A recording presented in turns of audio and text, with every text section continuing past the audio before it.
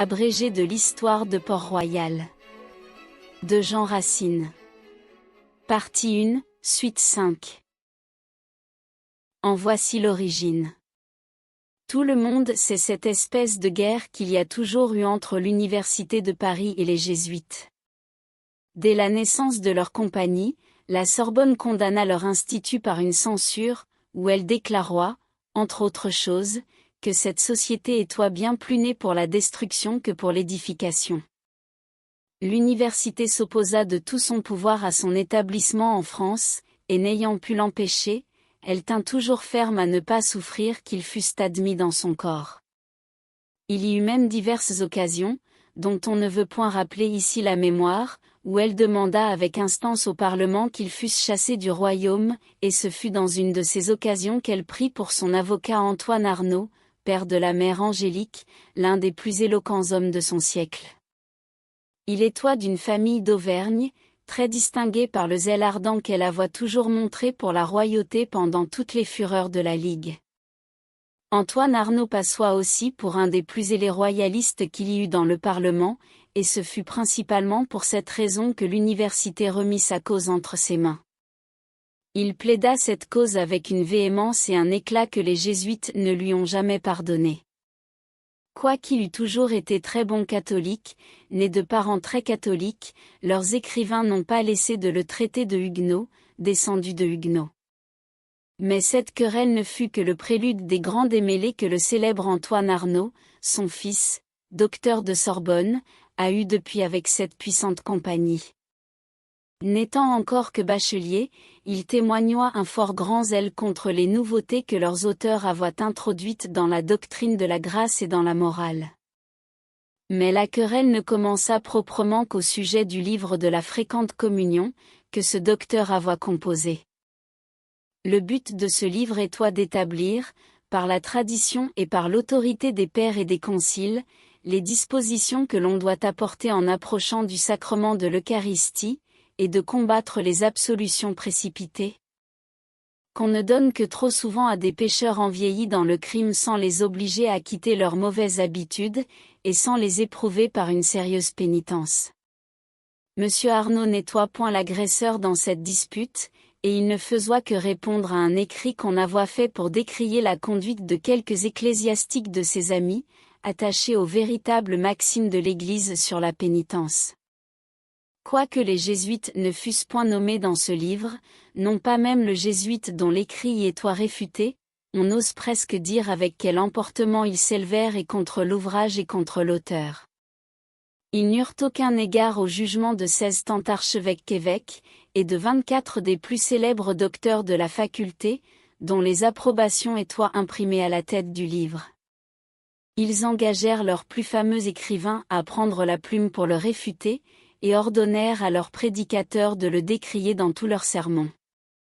Les uns et les autres parloient du livre comme d'un ouvrage abominable, qui tendoit à renverser la pénitence et l'Eucharistie, et de l'auteur, comme d'un monstre qu'on ne pouvait trop tôt étouffer, et dont il demandoit le sang aux grands de la terre. Il y eut un de ces prédicateurs qui, en pleine chair, osa même prendre à partie les prélats approbateurs. Il s'emporta contre eux à de tels excès, qu'il fut condamné par une assemblée d'évêques à leur en faire satisfaction à genoux, et il fallut qu'il subît cette pénitence. Les jésuites n'eurent pas sujet d'être plus contents de la démarche où ils avaient engagé la reine-mère, en obtenant de cette princesse un commandement à monsieur Arnauld d'aller à Rome pour y rendre compte de sa doctrine. Un pareil ordre souleva contre eux tous les corps, pour ainsi dire, du royaume.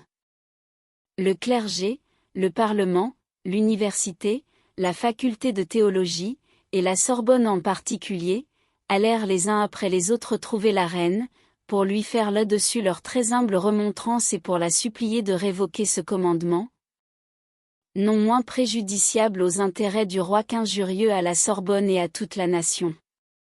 Mais ce fut surtout à Rome où ces pairs se signalèrent contre le livre de la fréquente communion, et remuèrent toutes sortes de machines pour l'y faire condamner. Ils y firent grand bruit d'un endroit de la préface qui n'avait aucun rapport avec le reste du livre, et où, en parlant de Saint Pierre et de Saint Paul, il est dit que ce sont deux chefs de l'Église qui n'en font qu'un. Ils songèrent à profiter de l'alarme où l'on nettoie encore en ce pays-là des prétendus desseins du cardinal de Richelieu, qu'on avoit accusé de vouloir établir un patriarche en France. Il faisoit donc entendre que par cette proposition M. Arnauld vouloit attaquer la primauté du Saint-Siège, et admettre dans l'Église deux papes avec une autorité égale. Mais malgré tous leurs efforts, la proposition ne fut point censurée en elle-même, ni telle qu'elle est dans la préface de M. Arnauld. L'Inquisition censura seulement la proposition générale qui égale roi de telle sorte ces deux apôtres, qu'il n'y eut aucune subordination de saint Paul à l'égard de saint Pierre dans le gouvernement de l'Église universelle. Pour ce qui est du livre, il sortit de l'examen sans la moindre flétrissure, et tout le crédit des jésuites ne put même le faire mettre à l'index. Un grand nombre d'évêques en France confirma par des approbations publiques le jugement qu'en avoient porté leurs confrères. Il fut reçu avec les mêmes éloges dans les royaumes les plus éloignés. On voit aussi, par des lettres du pape Alexandre VII, combien il en approuva la doctrine, et on peut dire, en un mot, qu'elle fut dès lors regardée, et qu'elle l'est encore aujourd'hui, comme la doctrine de l'Église même. Les religieuses de Port-Royal n'avoient eu aucune part à toutes ces contestations. Quand même le livre de la fréquente communion au roi était aussi plein de blasphèmes contre l'Eucharistie que les jésuites le publioient, elle n'en étoit pas moins prosternée jour et nuit devant le Saint-Sacrement. Mais M. Arnauld étoit frère de la mère Angélique, il avoit sa mère, 6 de ses sœurs, et 6 de ses nièces, religieuses à Port-Royal. Lui-même, lorsqu'il fut fait prêtre, avoit donné tout son bien à ce monastère, ayant jugé qu'il devoit entrer pauvre dans l'état ecclésiastique. Il avoit aussi choisi sa retraite dans la solitude de Port-Royal des Champs, avec M. d'Andilly, son frère aîné, et avec ses deux neveux, M. le Maître et M. de Sacy. C'est de là que sortoient tous ces excellents ouvrages, si édifiants pour l'Église, et qui faisoient tant de peine aux jésuites. C'en fut assez pour rendre cette maison horrible à leurs yeux. Ils s'accoutumèrent à confondre dans leur idée les noms d'Arnauld et de Port-Royal, et conçurent pour toutes les religieuses de ce monastère la même haine qu'ils avoient pour la personne de ce docteur. Ceux qui ne savent pas toute la suite de cette querelle, sont peut-être en peine de ce qu'on pouvait objecter à ces filles dans ces commencements, car il ne s'agissait point alors de formulaire ni de signature. Et la fameuse distinction du fait et du droit n'avoit point encore donné de prétexte aux jésuites pour les traiter de rebelles à l'Église. Cela n'embarrassa point le Pébrisacier, l'un de leurs plus emportés écrivains. C'est lui qu'ils avoient choisi pour aller solliciter à Rome la censure du livre de la fréquente communion. Le mauvais succès de son voyage excitant vraisemblablement sa mauvaise humeur, il en vint jusqu'à cet excès d'impudence et de folie, que d'accuser ces religieuses dans un livre public de ne point croire au Saint-Sacrement, de ne jamais communier, non pas même à l'article de la mort. De n'avoir ni eau bénite ni image dans leur église, de ne prier ni la Vierge ni les saints, de ne point dire leur chapelet. Les appelant à sacrémentaires, des vierges folles et passant même jusqu'à cet excès de vouloir insinuer des choses très injurieuses à la pureté de ses filles. Il ne falloit, pour connaître d'abord la fausseté de toutes ces exécrables calomnies, qu'entrer seulement dans l'église de Port-Royal.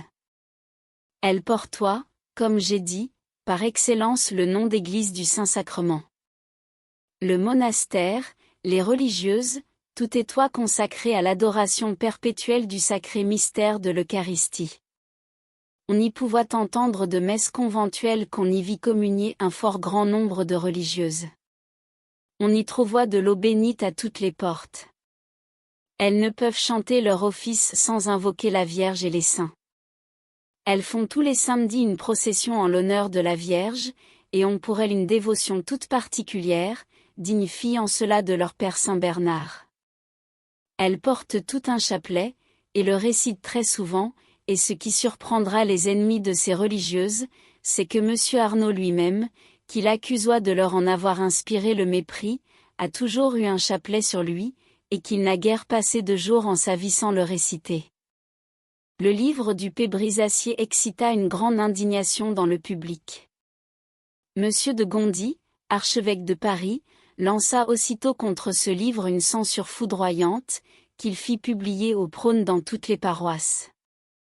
Il y prôna hautement la défense des religieuses de Port-Royal, et rendoit un témoignage authentique et de l'intégrité de leur foi et de la pureté de leurs mœurs. Tous les gens de bien s'attendoient que le père Brisacier sera désavoué par sa compagnie, et que, pour ne pas adopter par son silence de si horribles calomnies, elle lui en fera faire une rétractation publique, puis l'envoyera dans quelque maison éloignée pour y faire pénitence. Mais bien loin de prendre ce parti, le père Paulin, alors confesseur du roi, à qui on parla de ce livre, dit qu'il l'avoit lu, et qu'il le trouva un livre très modéré. On voit dans le catalogue qu'ils ont fait imprimer, des ouvrages de leurs écrivains, ce même livre du père Brisacier cité avec éloge. Pour lui, il fut fait alors recteur de leur collège de Rouen, et à quelque temps de là, supérieur de leur maison professe de Paris. Ainsi, sans avoir fait aucune réparation de tant d'impostures si atroces, il continua le reste de sa vie à dire ponctuellement la messe tous les jours, confessant et donnant des absolutions, et ayant sous sa direction les directeurs même de la plus grande partie des consciences de Paris et de la cour. On ose pousser plus loin ces réflexions, et on laisse au révérend père jésuite à les faire sérieusement devant Dieu. Merci d'avoir écouté cette vidéo. Si cette vidéo vous a plu, vous pouvez vous abonner gratuitement à la chaîne Coin Livre Audio. N'oubliez pas de liker avec le pouce vers le haut. Vous pouvez aussi me laisser un commentaire. À bientôt.